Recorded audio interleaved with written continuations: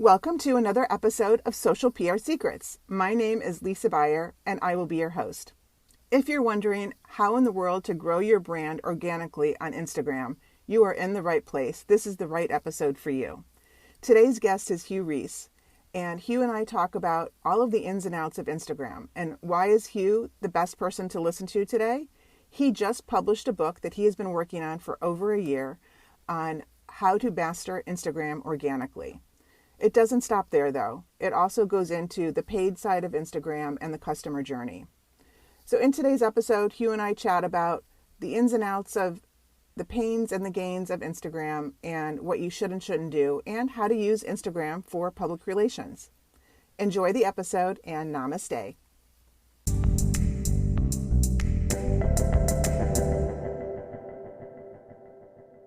Hey Lisa, how are you? I'm doing great. So I'm coming to you from Celebration, Florida, and tell us where you are today. I am in Brisbane, Australia. On my bucket list for sure. Gotta get So here. yeah, I invited Hugh because we know each other through, we're both in the mastermind Baby Bathwater and have had lots of interesting conversations about internet marketing, web design, creative, and Hugh just wrote a book about Instagram. So I want to talk about Instagram with Hugh, and I want to talk about a lot of other different angles with Instagram. But Hugh, why don't you give us your story, your background, because I love how you got into starting your agency and doing what you're doing now. So if you will share that with our audience, I would really love for them to hear it firsthand from you. Oh, the long story. Trying to keep it short. I'm actually a software engineer, so I went to university many years ago, studying IT, majoring in software engineering, and I was a software developer for probably 10 years. Managed to get some management roles and sort of lead software teams, and then I accidentally jumped into agency life by marrying an agency owner. So it was an interesting sort of introduction to that world. And of course, it was just natural that I sort of moved in and helped run things in terms of the IT department, the website side of things. And yeah, I really enjoyed it actually. And sort of working for yourself and being that, having that entrepreneurial spirit. I always had that entrepreneurial side of things. I always had my side hustle going. Always doing consulting on the side, which was good. And yeah, it was a really interesting way to get involved in the industry. And then my ex-wife and I split up and we got divorced. And so I sort of just went on out my own. I took the digital clients, the websites and web hosting. I was doing web hosting for a while there. And that's Not sort of fun. how, yeah. Getting calls from clients at 3 o'clock in the morning because their emails are down. That's it's always a good thing. So yeah, that's how I really got into it. Fast forward a couple of years, I met a guy called Phil Winton. And Phil was a graphic designer, creative director, had his own design agency. I had a web agency, and we sort of started doing work together. And we got sick of invoicing each other, and we decided to join forces and start Exposed Media. And now 5 years later, here we are, which is great. Very fast paced, working with clients all over the world, dealing with some really cool brands, and I love getting up every morning and coming to work and helping brands scale and make money. I love that story. And it also is very reminiscent of some of my background. My first agency that I started, my partner was a commercial artist, and I was on the PR side of things. And before we started, we were basically kind of doing the same thing that you and your partner now are doing, where you're just invoicing each other. And we're just like, okay, like, why don't we just turn this into a company? Yeah. And it was great kind of a merging of two different backgrounds that complemented each other.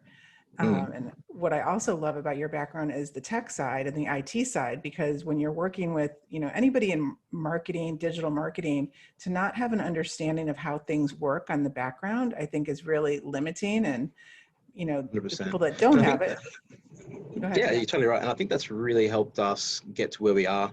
Having that analytical background and that numbers knowledge and actually following the numbers. So a lot of our clients are e-commerce clients. So for them, it's really a case of understanding your numbers and knowing what you can do and what you can push and your average order values, lifetime values, what your average cart order has to be, So knowing all those numbers is really important, and I think that's, yeah, as you said, it really helps us get, do really well for our clients. Yeah, and it's bridging the science with the creative side of things, right? Correct.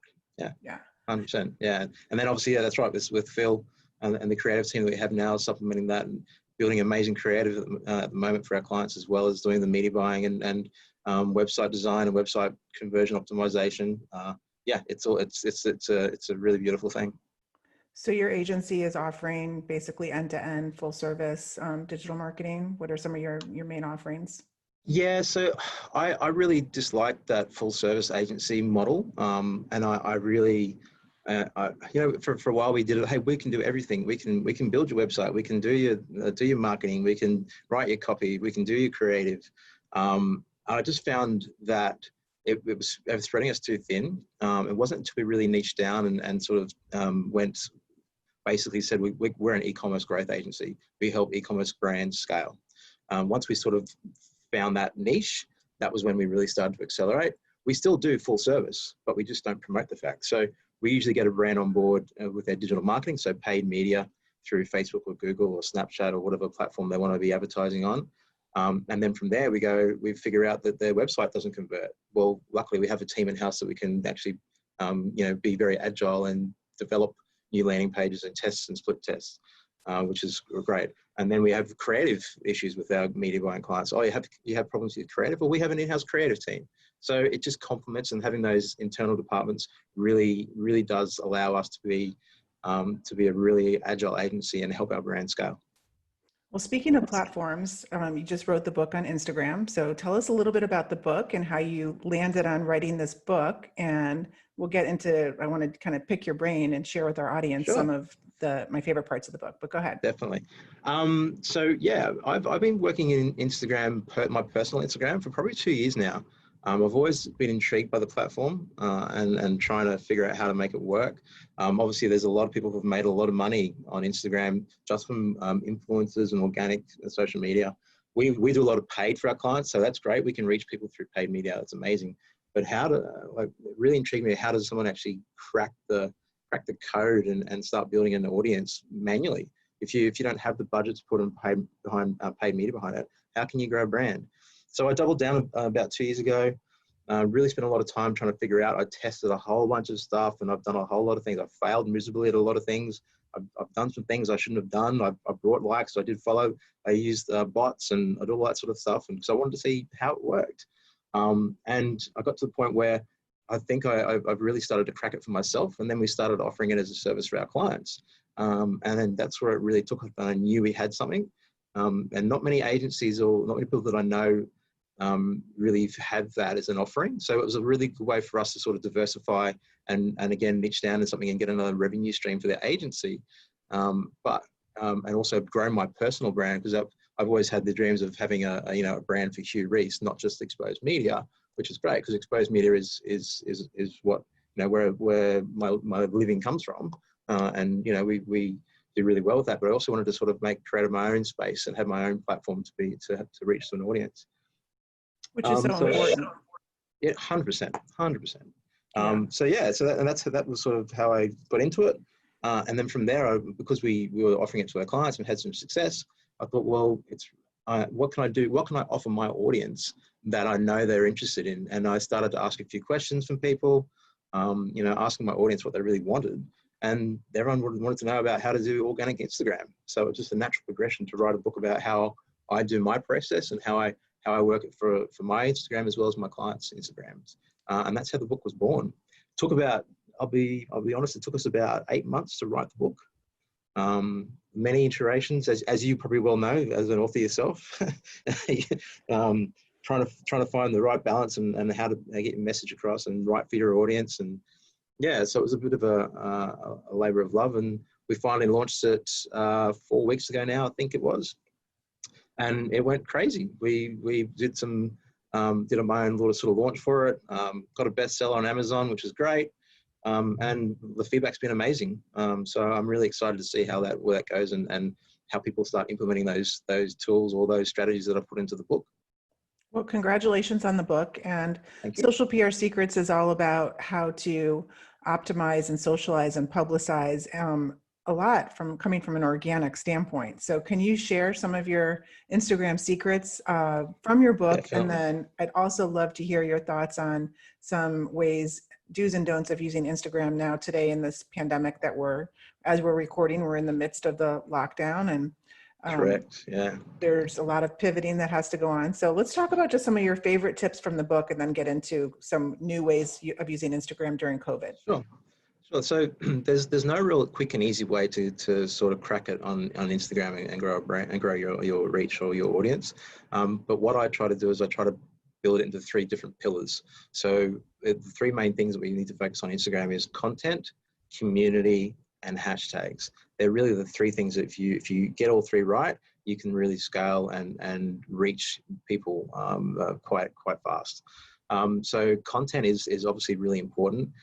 It's all great and fun having a following and people who follow you, but if you're not creating content that your audience wants to consume, then you're going to lose followers very quickly. People are going to get bored with what you're putting out there. So you need to create content that's of value and offer value first. Always lead with value. Be authentic, because obviously your audience want to know the real you, not the fake you. If you start being the fake you, then they'll soon find out. Instagram, I always say Instagram's a human to human platform. So we're actually communicating from one human to another human. So make sure you have that in your messaging and how you communicate to your audience and what you put in your captions, what you do in your videos. It's really important. Once you crack that content and start doing content that works, and you know that it starts working when you start looking at your analytics. And that's the other side that is really important, is trying to find when your audience are engaging, what content they're engaging with. And then once you figure out that, you just do more of that. And it sort of grows from there. It's not, as I said, it's not a fast thing, but if you do it right and have the patience and put the effort in, show up and do the work, it'll really happen. So that's the content side of things. The next part is community. So engaging with people and building a community is building a tribe, a sticky tribe is what we talk about. That's really important. So, I always tell clients that they go, how can I reach new people? Well, go out and start engaging with people on their feeds. Try and find influencers in your market. Try and find people who are your ideal niche. Something we do with our clients is we start building up, and in marketing speak, it's always we build out a persona. So we do that as well with the Instagram. So we need to know, who our ideal person is. Who are they following? What blogs are they reading? What podcasts are they listening to? What books are they reading? Once we get that idea of who that person is, we can then start going out and trying to find people who are in that niche and reading those books and watching listening to those podcasts and start engaging and adding value to them. It's not, if someone posts something on their Instagram feed, don't just comment, "Oh, great photo." Actually add value to that and sort of engage with them. And people, once they start seeing that you're engaging and continuously engaging, they'll then check your profile out and obviously follow you and start engaging with your stuff. So it's just like, I suppose it's like having a conversation with you and I are talking now. That's how you still have to use Instagram. Have that conversation with the real person. That's how you build a community and build a sticky following. And then finally, the one that's really I find the most exciting is hashtags. Because everyone says hashtags are dead. Hashtags don't work. Can't get reach. Hashtags are going to get you the exposure if you use them right. That's it. Yeah. That's it. I always talk about hashtags like SEO, the keywords that people are searching for. So if you find the right hashtags that you can rank for, that aren't very competitive, that's one of the most important things. People put down hashtags that are really competitive and they wonder why they can't rank. So think of it this way: if you're putting up a photo of a beach, a beautiful sunset on a beach, and then you put down hashtag photo of the day, there's like millions of people using that hashtag and any one day. So the chances of you ranking and people finding you on that hashtag are very slim. So think about the content you're putting out. Make sure your hashtags are relevant to your content, and make sure your hashtags are really niche specific and allow you to reach people. Some of the key things that we look for is daily post count, which is obviously how many times that hashtag's being used in a photo. The competitiveness of that photo, because obviously high competitiveness of that hashtag Obviously, the more high competitive hashtags like photo of the day aren't really going to cut it for you. And also the daily average likes of a hashtag, which you can sort of use tools for. There's some free tools on the web that you can sort of search for and try to find that out. What are some of your favorite tools for that? For the ones that you said for the number of my times favorite tool a day? Yeah. is Flick, FLICK .TECH, Flick Tech. That tool is the most amazing tool I've ever seen and used. It really, really gives you some amazing stats on and analytics on hashtags. And they just released a hashtag, an analytics tool that actually hooks up to your own Instagram and actually ranks your hashtags against other hashtags and tells you which one you're actually working, or which one's working best for you. So then you can use more of those hashtags. It's really cool. I highly recommend checking it out. Cool. So I have a couple of kind of, these questions seem to always come up, kind of, controversial questions, or, so for hashtags. So should hashtags, in your opinion, be actually in the caption or the first comment? That's a big very debate good question. that always happens here. Yeah, big debate. So I always used to say that it doesn't matter. It doesn't matter whether you put it in the first caption, sorry, in your actual post caption or the first comment. And for a while I tested both, and I couldn't really see much difference in it. However, lately I had been noticing on mine and a few other clients, when we started putting hashtags in the first comment, our reach wasn't as strong. So then I changed it up and tested out using it in the actual caption, and the reach got back to on par to what it used to be.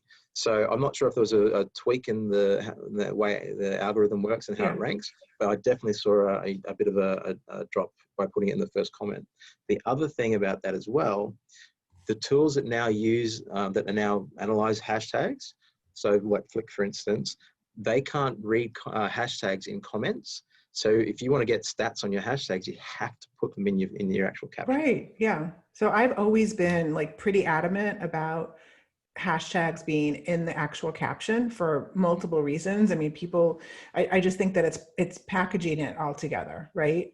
Yeah. And it was a couple of years ago, I want to say, that I thought Instagram made an official statement or announcement saying that it's better for hashtags to be in the actual caption. So then I was, in your book, it was a debate internally here. I have a couple of girls working with me that are, just out of college or, just in college, and, they're big on Instagram personally and swear by, the hashtags being in the comments. And I was just like, I actually just, I just don't think that is the best overall route. Yeah.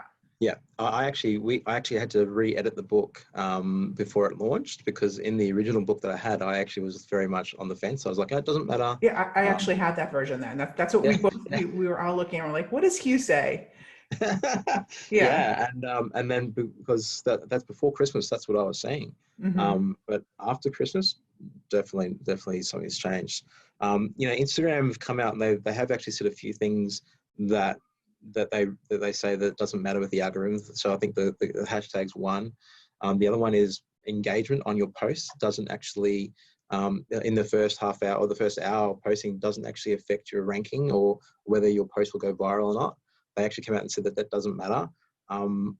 That's great, they said that, but the data that I have totally doesn't back that up. So the data that I'm seeing, the more engagement you get on in that first hour, the more likes and comments, the faster your hashtags will reach more people. Well, it makes sense because it's very similar to SEO for a blog post or a web page. When you publish something, you want to try to get as much interaction and engagement for Google to see that people are, that content is working, and they're going to, reward you for that. So it does make sense if you're comparing it to SEO in the, with Google and websites and blog posts and articles. So that's one of the things I actually say to my clients, and even the stuff that I do myself. As soon as I post, if I'm posting something, I'll actually start going out and engaging and doing that community part. So I'll often spend an hour after my post just going off and engaging with people, following hashtags and trying to find content that I like, because people come back and see my content and then like and engage with my content. And the more I do of that, I find the faster my actual my content reaches people, and the more hashtags work. Yes. Okay. So another debate. So short caption or long form caption? Uh-huh. There's no rule on this in terms of that I know of in terms of if it works better in the algorithm and it makes your content go better. What I do know is that, and we call it microblog content, Yeah. writing microblog content now is going nuts, and people are actually engaging more with long form captions than short form captions. Now, that could be a couple of trends. Obviously, especially now, everyone's at home and spending more time on their phone. That's one thing. But I actually think it's that whole authority or trust factor. People want to read about what you're doing and be part of your life or part of your brand and live your brand, rather than just saying a one-line caption and a bit of content. Yeah. That's I mean, the way I see it is, so if all you care about like is your friends that are on Instagram are interacting with you, let's just say 300 of your closest friends and 1,000 of your like whatever closest friends are following you, if you can do like 1 or 2 word captions. But if you're really trying to build your brand, you have to get more in depth with the content in your captions. correct. So I just think from a business standpoint, brands, whether you're a personal brand or a business brand, I see that as an opportunity to really be an authority and really take it to the next level. I mean, it's basically like a mini website. It's like a micro website. So 100%. Imagine if you posted a blog post with 1 word and a hashtag. Yeah, good luck. And it also comes down to storytelling as well, right? People engage with stories. Yeah, just and you can do that visually, but I think the words also matter. Yeah, that's very true. One thing I do try to talk to clients about is using stories to sort of really help with that short, sharp content. And we sort of classify it as like living your own reality TV show through Instagram stories to document what's going on. So that's a good way to get that shorter form content. Like you get 15 seconds with a story to really sort of cut through and get more content out faster. One thing that we do that I like to make recommendations on using emojis as like a bullet, different emojis as bullet, and formatting that caption so that it's a very easy skimmable read, even though it might be a long form caption. So yes, what are your thoughts on emojis? Emojis are very, very important because they're fun. They convey emotions. Ironically, they convey emotions faster and easier, and people will engage with it as well. Yeah. So, what is your take on pods? I get this engagement question. Pods.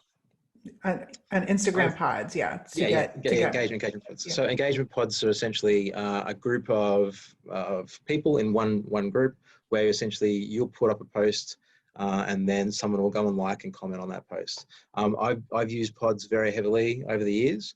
They're great for engagement, for a vanity metric of engagement, but they're not your real audience. So you can use them. It reminds me of like black hat SEO. Yeah, it essentially is. You're right on the money. So yeah, if you want to get 10,000 likes and 10,000 comments, and then cool, use engagement pods, but they're not your audience. They're not people who are going to stick around and follow you and engage with you further. And it also will stuff up your if you're using your Instagram as any sort of media platform, media buying platform, so you can create audiences from engagement on Instagram, people who like and save and comment and follow you, etc. So if you're using that as an audience to remarket to or market to, then it's going to really skew your paid side of things as well. So you just got to be careful about using engagement pods and what the purpose of using that engagement pod is. Yeah, it reminds me of back in the day when buying followers was a good thing.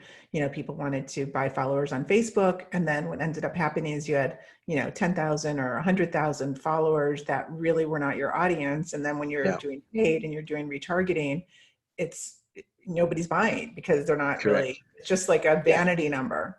It's a totally correct vanity metric, and I've bought followers. I've bought 5,000 followers once, and then within 2 months they dropped off like that because Instagram are going out and they're actually culling all the fake bots and fake engagement and fake following. Instagram are doing a really good job now of actually removing that stuff from from the platform, and banning, even shadow banning and banning accounts that are really heavily doing that. So you can't use bots much anymore. So you used to be able to do like automatic likes and comments, use bots to do that, and auto follow and unfollow. Now that's all gone, which means it's a really level playing field for anyone who's trying to start out or trying to find their purpose now, and trying to pivot, as you said, and use Instagram as a platform to build an audience. It's a great opportunity, and it's free for all and ready to take advantage of. Something that I see a lot also is crossing the line from using Instagram personally and then using it more of a professional branding type of platform. And, going from, the advice that I give is, if you look at your Instagram feed and every single picture is of you, then what is the story you're really telling? So yeah, correct. It's very interesting to see the transition from Instagram from a personal standpoint, and then also, then like transitioning to a business, and it really isn't all about you. And so can you talk to some, like, maybe some advice you would give on, if your Instagram feed has every picture is of yourself, what advice would you give? There's a few people who I won't name now publicly, but that have the selfie life photos of themselves in front of their Ferraris and their really big houses and that fake life. That will attract a certain audience. Don't get me wrong. There's people out there who really go, wow, that's what I want, but it's not real. So there's what we talk about with some of our clients, and even what I try to do is break up content pillars, much like you have your 3 main pillars of your strategy. So my main focus for me personally is entrepreneurship, media buying, e-commerce, and my personal brand, me, Hugh, the real Hugh. So I try to post content in those 4 pillars. So it's important to have a mix up of my personal life and show photos of me or my daughter or my wife or me having fun, because that's the real human element to things. But on the other side, I also want to add value to people who want to learn about Facebook media buying, or want to learn about scaling their e-commerce brand, or want to have tips on being an entrepreneur and how to start and being an entrepreneur, or what mindset you have to have.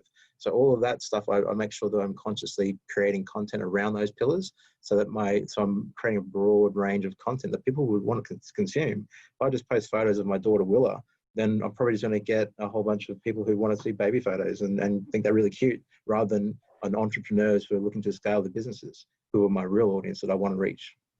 Yeah. And I think it's, one thing, if you're listening to this, watching this, if you are a small business or even large businesses, I see making this mistake, and you're trying to hire somebody, and, it's becoming more popular to not hire a social media manager that is across all social. They're more specialists. So if you're hiring an Instagram, somebody to manage your Instagram account, right? I feel like it's very important to make sure that it's not just somebody that might be just entry level that knows Instagram personally. They have to really have to understand the business side of it. And there's a huge difference. And 100%. Working with clients that have somebody running their Instagram, if they don't have that business strategy, marketing sense, and they're running it as if they ran their Instagram in college, big difference. Yeah. So brands you've don't got to realize that there is that difference. So what advice do you give brands in hiring somebody to manage your Instagram account? What type of experience should they have? And what are some of the flags? So I always look for creating goals, right? What's the end goal I want to achieve with this thing I'm trying to do? So okay, I want to hire someone to manage my Instagram. Okay, cool. What are the goals with that? What do I need that person to be able to do? Now, one of the things that I've noticed is trying to find, we try to find people who are copywriters, because we find that they know that process much better than someone who's just really very good at putting up that selfie life, college, fun Instagram style things, because a copywriter actually has a process in how they write copy and the audience they're trying to attract to. So instead of us going out for social media managers and looking people to manage our social media, we actually try and find people who have proven to be able to do that research and have that mindset about what the audience they're trying to reach and what they want to hear and listen to. So my advice would be not just try and find someone who's great at one thing. They've got to be able to understand your voice, understand your brand and what you're trying to achieve, and want to be able that can connect to your audience. Yeah, definitely. So another kind of debate. So is the aesthetic dead? I get asked this a fair bit. I actually put this in my ebook about how aesthetic is important. And don't get me wrong. It is. It is. Like, people want to be able to see a visually nice, appealing Instagram feed and go, oh wow, this brand's really on point. It's got the brand colors, brand tone. We actually do like a style guide for our clients. And so before we start doing any work, we say, okay, this is what your color palette's going to be. This is what your brand voice is going to be. All that sort of stuff. But I'll be honest with you, it doesn't matter. It really doesn't matter. People just want to consume content. I've seen like really horrible meme accounts just get crush engagement because they're actually just putting out content that their audience really want to consume. So yeah, I mean, if aesthetic is important to you, then please go ahead and do it. But as long as you are also that doesn't affect the content you're producing for your audience, you're going to be okay. Yeah. I mean, we had clients that there was a pattern, and like every other post was a caption, and, that at one time worked. I don't know so much if it needs to be so contrived, but I do think that looking at your Instagram grid is somewhat like a magazine layout. So you want to have some rhyme or reason. Yeah, I mean, it's one thing so if you're out there engaging with people and doing that community part, and then they come back and they see this really convoluted, strange Instagram account, then it's that first touch that you have with your audience or your new person is really important. So you want to make sure that you're at least conveying you or your brand to that person, rather than scaring them away with some really crazy looking posts. So it is important. Having consistency is key. Don't get me, you're right. But in terms of content, if the content is what your audience wants to consume, then go for it. Yeah. So I want to touch on also, we're in the middle of this pandemic with COVID. I don't think it's really changing, and a lot has had to change quickly as far as being very mindful of what you're posting on your Instagram feed, maybe, scheduling out types of content that, for example, like in the middle of New York City, like, with the big crowd, like that's not really where you are right now. Nobody is. So what are some tips that brands should be aware of when it comes to content on Instagram and just messaging? Yeah. So obviously be conscious of what is going on outside. As you said, if you wouldn't be posting photos, having a fabulous time on the beach. Although, you can mix that content up because you want to do sometimes you could be doing throwbacks. So, hey, post back to happier times. Make sure that your messaging is you're thinking about how people are feeling and how they're acting, because a lot of people are doing it tough out there. That's for one thing. But if you're a brand and trying to really take advantage of the situation, and I would be doubling down on content and creating content that essentially is going to really help your following and allow you to build an audience, because people are at home now. People have got more time in their hands. So now's a really great opportunity to start producing content and aligning yourself with your vision and your voice to make sure that you can communicate that with your audience. If the perfect example is if you've got a bricks and mortar that sort of had to shut down because of what's happening, you could still engage with your local area, by using local hashtags and supporting the community, doing local shout outs for businesses that are also doing it tough. Start building that community, and that would really be a great way to sort of get a following and do good at the same time, because you're sharing the love and you're showing that you're compassionate. And it just be, it goes back to that whole thing of being authentic. Just be yourself, be real, have compassion, and make sure you're producing and double down on content that people want to consume. Yeah. I mean, I think also there's something to be said for a certain amount of real and raw, like, not having it, worrying about it being overly produced or contrived or anything like that, especially today. Yeah, so one thing that I would say in terms of the content, regardless of now, whether time we're in now or anything, is that raw content is actually the best type of content. So if you're doing overproduced content and putting it on your feed, no one's really going to care about it. No one's really going to engage in it because they don't really believe it or trust it. So yeah, as you said, be raw, be real. Talk about your struggles, talk about what's going on in your life and what's going on in your business and how that's affecting you. And yeah, because people, as I said before, that they really want to connect with that story and relate, and they're going to relate to you much better. Yeah. So if somebody is just starting out, they just opened their Instagram account and they just started their profile, is it too late? Like, is it, I mean, never too late. Never too late to start. But you've got to, as I touched on before, you've got to have a goal. Why are you starting this account, right? What's the whole purpose of you actually creating a content and putting content out there? So be very, very, very straight with yourself about what you're trying to achieve, and do the work. Like, it's not going to happen overnight. You can't just go from one post and have 100,000 followers in a week. It's going to take time to build a following, and you can do it. Like, some of our clients are getting 200 followers a week just from doing engagement, just by going out and doing that community engagement. So you can build an audience and build an audience fast, but yeah, you just have to do the work.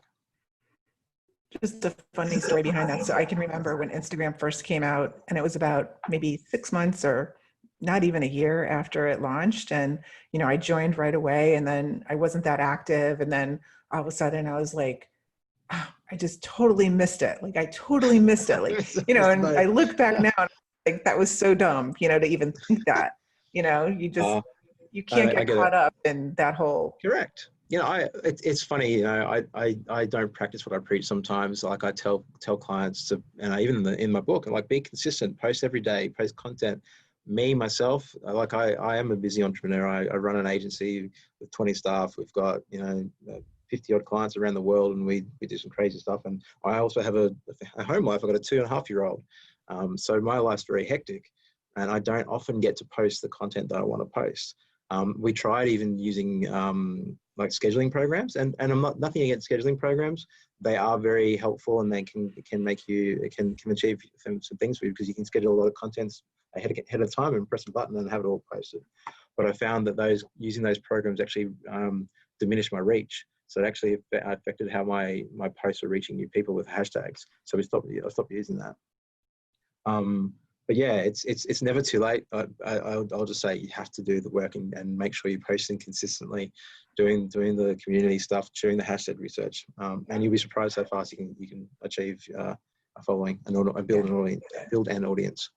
And I think, don't overthink it. I do that a lot too. I can totally relate to what you're just saying, because I go through the same thing. I'm like, everything's happening great for my clients. And then I look at my Instagram and I'm just like, I have not posted in a week. What am I doing?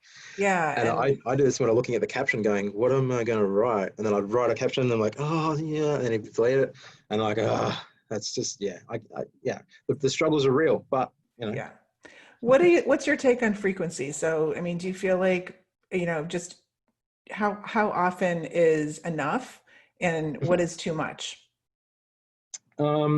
I would say at least once a day. Definitely once a day.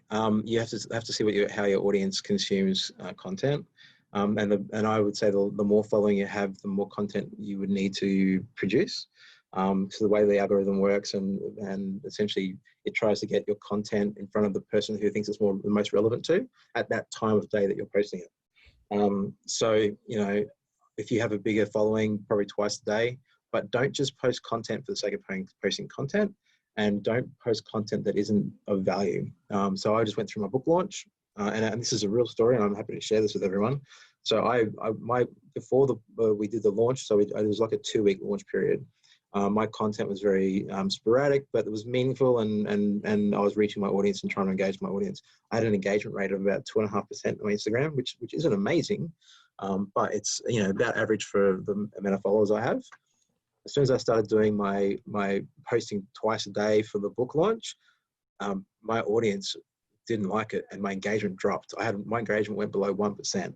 Because I was just posting content because I thought I had to do it for the book launch. Like, I got to get the book out, but it was the wrong content for my audience, and they didn't want to. They liked the fact that I was producing a book, but they didn't want to see it every time they opened up Instagram. So you just have to be conscious about how your audience is behaving and look at your analytics and to see how much frequency is good. And once you get to the point where you realize that your engagement's dropping, probably pull back on the frequency a bit. Speaking of engagement, so what's some advice that you can give on being proactive with engaging, with your following and with other, profiles on Instagram? How do you, is there like a certain percentage of time versus that you would spend on engagement per day, let's say, or per week, that you're actually, commenting and being, friendly on Instagram with other people? Yeah, it's probably one of the most important things to do is that engagement. We talked about creating those personas. So as part of that persona thing, we also talk about influencers that people are going to follow. So we'll often go to those influencers and then see who the people are following them are, and then check out their Instagrams if it's open and engage with their content as well. When I post my personal one, I spend an hour engaging. And I just go through and I find hashtags that are relevant to the post I just posted, engage with people who are using those hashtags. It's so important, the engagement side of things. People who comment on your photos, once they comment, engage them, reply back to the comments straight away. Create that conversation because the algorithm loves content. The more engagement your posts get, and we sort of touched on it before, I find the more it reaches new people, especially if you're there was a big thing a while back with power likes. I don't know if you've ever heard of the term power likes in the Instagram game. So what you would do is you'd get a follower who has a high following of, like, let's say it's 500,000 people follow their Instagram. They would come and comment and like your photo. And their audience would then, the way the algorithm would work was essentially that their audience would then get shown that post. So it was a really good way to hack that or get that growth and reach new people. But still the same, like if you're engaging on content, the algorithm favors it and promotes it, and it works really well. So it's very important to do it. Yeah, that's super insightful. So as far as following, so what are some out of the box ways to grow your following especially if you're just trying to grow it from an organic standpoint? Like, for example, I have some clients, Ohio Energetics is one of them, where, growing the following has been difficult because we really are very limited in what we can do on the paid side. So the exposure that we're getting is, we have to just rely on public relations and influencers. And, what are some maybe offline ways that you can help grow your following, or integrate it with emails? Does that work? Yeah. There's so many ways to do this, and engagement is one of them. So if you want to just get followers on Instagram, doing that engagement piece you'll find that it will really grow your following fast, because people will want to, once you engage and follow them, they're really likely to come back and engage and follow with you. So that's really one key point of it. And I would be recommending everyone go out and start doing more engagement on people who are their ideal audience. The other thing we could do is and we've done it. Well, I did it for my ebook.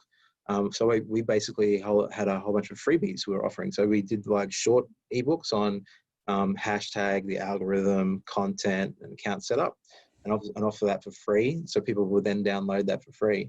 I was lucky, and a bit different to what you've got with Ohio, but we put money behind that. But we were getting 50-cent opt-ins to people to download my free ebook. So we built a 5,000 person list in the space of 3-4 weeks with $2,500. That was really, really cool. And then once we start to have that list, we can then email them, and that email, we're getting 50% open rates now on our emails to that list, because it's a highly engaged list who want to know about Instagram. Another way you could do it would be quiz, working with quizzes. Oh yeah, talk to us about quizzes. Particularly with Ohio. So one good way to sort of creating a list and also segmenting that list is using like a quiz form. So for Ohio, you could essentially do a quiz around, let's just say, sleep. So are you having trouble trying to sleep right now? And you ask these questions about how their sleep patterns are, what they're doing with their sleep, what products they've used before. And then at the end of it, you can obviously offer them a product, or ask them if they want to be emailed about updates on how they could sleep better. You can do that with actually just putting the link in your bio of your Instagram. So, a call to action on your account is take our sleep quiz today to find out how to sleep better. And so when you start engaging with people, they come back to your Instagram, see that's in your bio, and they go, oh, I want to know how to sleep better. Click that link and go and start filling out your quiz. Yeah, that's the way you can easily organically. One other thing that I see a lot of, just in general brands doing is not leveraging the power of maybe an email, thank you, where, hey, thank you so much for your order. And, make sure you follow us on Instagram. So that's just like a free, call to action. Like, of course, people, if they're buying your product already, they're going to want to follow you. They're already your fan if they're buying your product. Correct. So why not invite them to be part of your community? Yeah, we do that with our e-commerce clients. Our nurture sequence or our loyalty, we call that loyalty layer. So once they buy something off you, we want to send them a whole bunch of emails and thanking them. Say, hey, thanks for being part of the family. We're really appreciative of you. And then let them know the product's been shipped. Then when they get their product, send them an email saying, hey, have you got any questions? We're here to help you. Even do little videos that we can sort of embed on a website where they click it on the email and go and do that. And also, like you said, you can then ask them to follow you, or you can send them an email saying, hey, we're going live on Instagram at 4 p.m. Eastern. Join and click the link here to join us or get notified, when we're going live. So another way to create engagement, and then using that cross-platform to essentially get more followers or get more engagement across your platforms. Yeah, brilliant. So Hugh, thank you so much. We've really gone a lot longer than I thought we were going to, but all of this is such very interesting and very relevant tips and secrets that you're sharing. So one last question I want to ask is, who influences you? Like, what podcasts do you listen to? Who do you follow that you just get inspiration from? This is a really hard one. And I've been thinking about this question. I'll be honest. I don't read much. I actually have trouble reading. I don't know whether it's my mind or what. Like I can't read books, and after like 2 pages, my mind starts wandering, and I'm thinking about many other things, and I just can't sit still to read a book. But podcasts, I love. There's some podcasts that really helped me, especially a couple of years ago. One of them is actually a mutual friend, Stephen Kuhn, The Hit Show. I love that podcast. Yeah, I love his podcast. Yeah. So that's one. Steve Sims, he's really cool as well. He's got a really good podcast. Jason Swank. I don't know if you know Jason. He's really got a really good podcast around agencies. I do know Jason. Yeah. I've listened to his podcast religiously. He's got a agency, really cool stuff. And there's one other guy in here. I can't think of his name right now. His podcast is Super Fast Business. James Franco.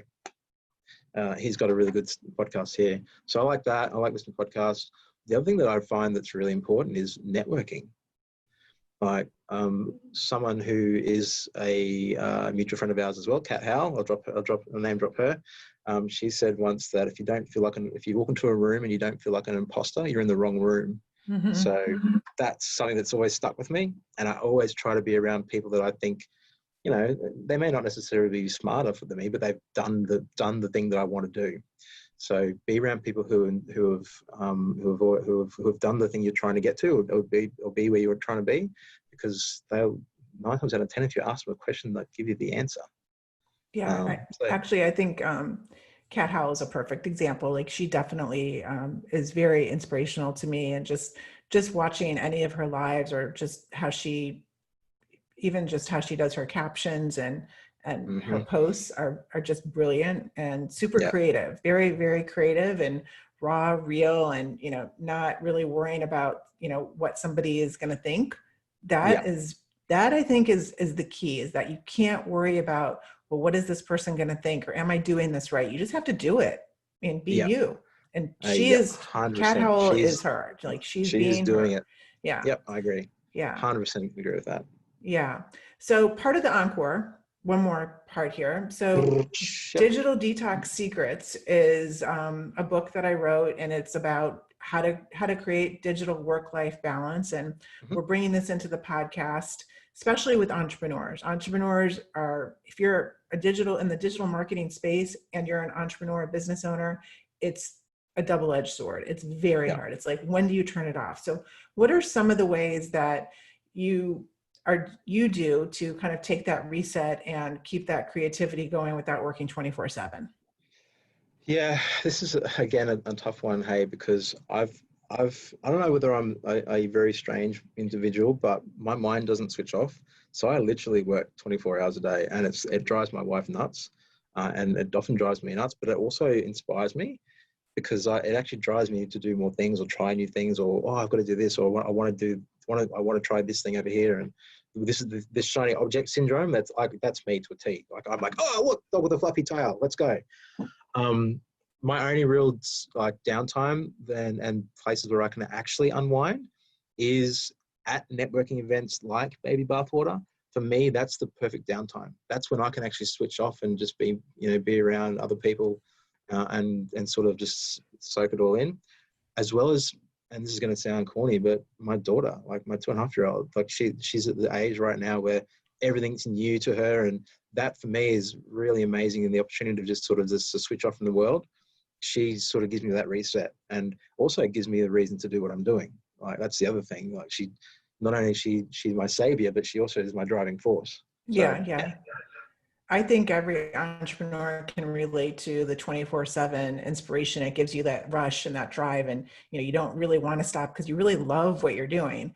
yeah, So when you do go to baby bathwater, you do go to spend time with your daughter, you have to have some sort of maybe a setup to that, so that when you're there, you're not kind of on getting, the phone. yeah, on the phone. So is there like a tip or a secret that you do to get yourself ready so that you can be in that moment and be present? Um, if my wife is listening to this, and she probably will be, she, she, I give her credit to yelling at me for having my phone around me, because she's always giving me a hard time that I'm constantly on my phone. But she's actually got that into me now, that I have to have that on this, like off on the side, and not look at it.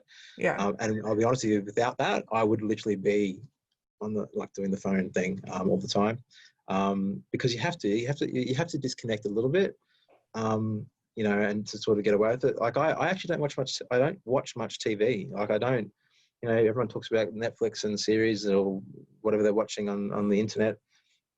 That's I don't know. I just don't do that much anymore. So my only real downtime is when I'm spending time with my daughter at home, or getting away and sort of hiding from the outside world.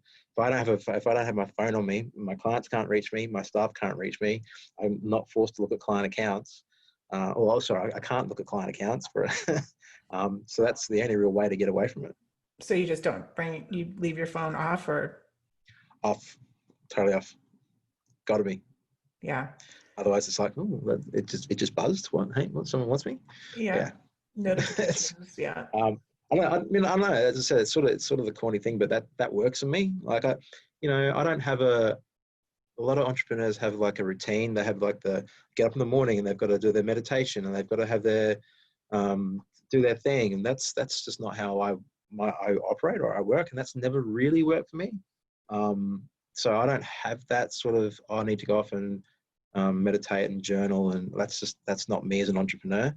And I don't function that way. So my only real way I can sort of reboot is just literally phone on the other side of the room, spend some time with my daughter doing Lego, painting, just have a conversation with her, because she's starting to do some really cool things and learning heaps of words. So that's the great way to do it. That's awesome. Well, Hugh, you have shared so many social PR secrets today that I can't even, my mind is like kind of blowing up right now, and I'm excited Thank you, to Lisa. share it with everybody and go and implement some of them. So thank you so much for joining us. And can you just let us know where people can follow you, where the best place to get Sure. in touch with you? So my website is hughrees.co, so HUGHREES.co.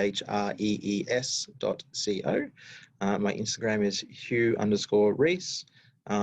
That's basically where you can find me and how you can engage with me. Thank you so much for having me. It was an absolute pleasure. always fun to talk to you, and we could probably go on for another hour or so too, Yeah, probably. for sure, for sure. And if you're an e-com brand out there and some of this sounds interesting, give Hugh's company a call. Give us a call. Yep, Yeah. yep. Yeah. All right, Love it. Hugh. Thank you Thank you, so Lisa. much. Have a good day. Bye. You too. Bye.